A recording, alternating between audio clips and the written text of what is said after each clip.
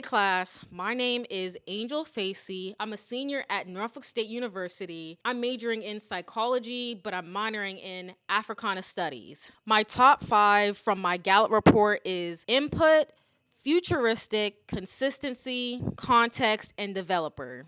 All the good stuff. If I had to sum up my leadership style in one image or one item, it would be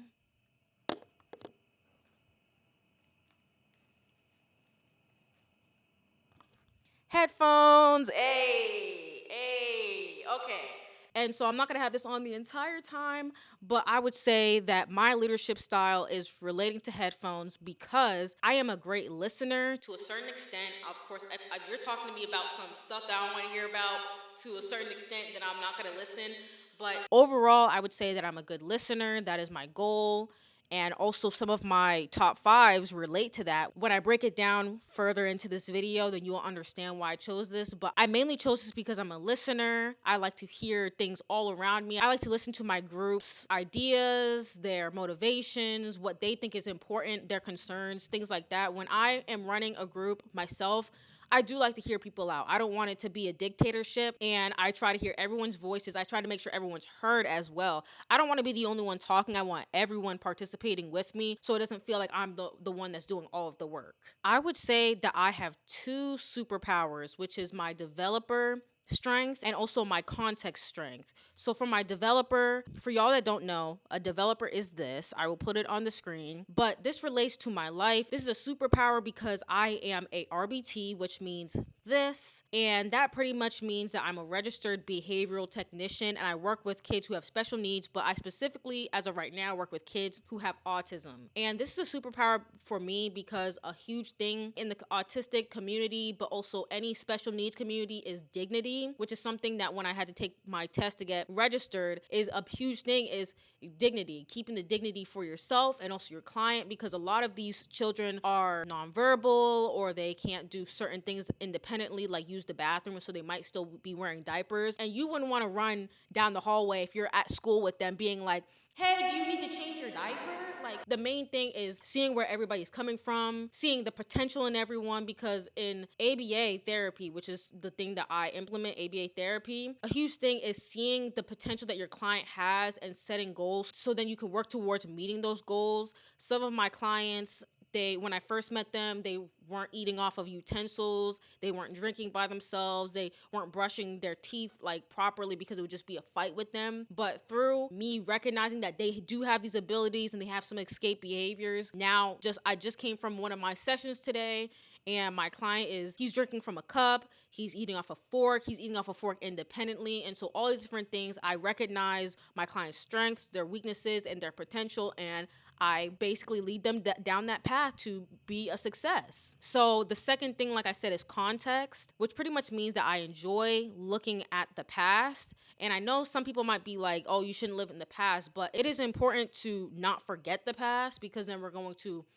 redo that in the future, which we're already seeing now. And so I do like to understand the past. Some of my favorite classes are history classes, specifically African American history or anything that has to do with African history. And so my story with that, on why I think that this is a strength, is that if you're on Black Twitter, yes, I'm still calling it Black Twitter, there's a lot of discourse going on right now with the diaspora wars because of something that Shabuzi said during his Grammy speech or whatever, and it just brought the entire Twitter into an uproar. And I got to use some of my historical facts that I know in my brain to educate people who were saying a lot of ignorant stuff. And so just being able to educate others, whether they listen or not, I'm glad I have that information. I have that information to put out there for anybody that wants to listen. Like right now. Let's move on to the next topic. So we're on to our reality check. So I would say I do have a blind spot, more than just what my glasses are kind of showing, but I have many blind spots in my life. One of those things I would say is my input. Input in regards to my strengths relates to this. For me, it might be a blind side for me because I'm a collector of many different things. And so it could be facts, it can be items, it could be relationships.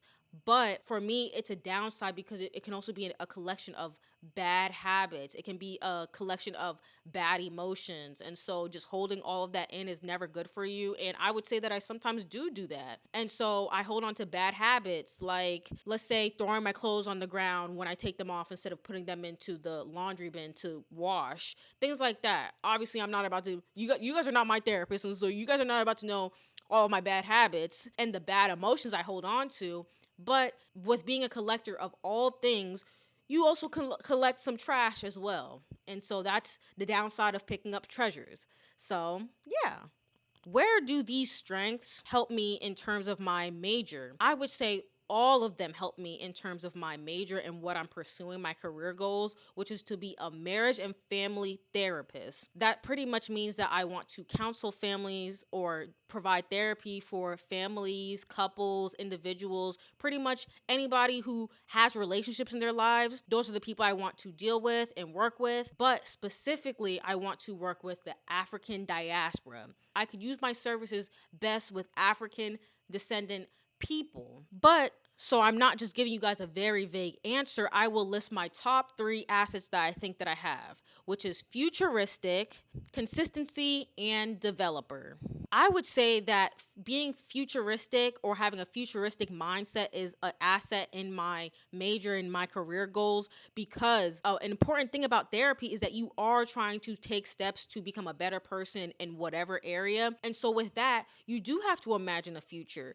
And for my clients, for my future clients, I imagine the best future possible. I'm not seeing them end up on the streets or being abused or being all of these type of things. I have visions and emotions and all these different things of them being successful. Whatever goals they want, they will achieve. They have those abilities to achieve them because I don't want to go into a session thinking that they've already failed. The next thing is consistency. Consistency is a big one in my career field because working with kids with autism and then eventually working with couples and people who have relationships, consistency is a big thing. You might not recognize it in your real world, but these small things like making up your bed every morning, brushing your teeth, showering at night, things like that can really create some stability, and it also helps with your mental health, which is a huge thing. That's why when you have a clean space, you have a clean mind or a cleaner mind because your life is not disorganized. And so having that consistency of having things be fair in all aspects, if you're going to give somebody a speeding ticket for going 20 over, then you need to give a speeding ticket for somebody else who's going 20 over as well. So just that fairness, that routine is a huge thing that I practice in my life. But in the therapy world, I would say that consistency is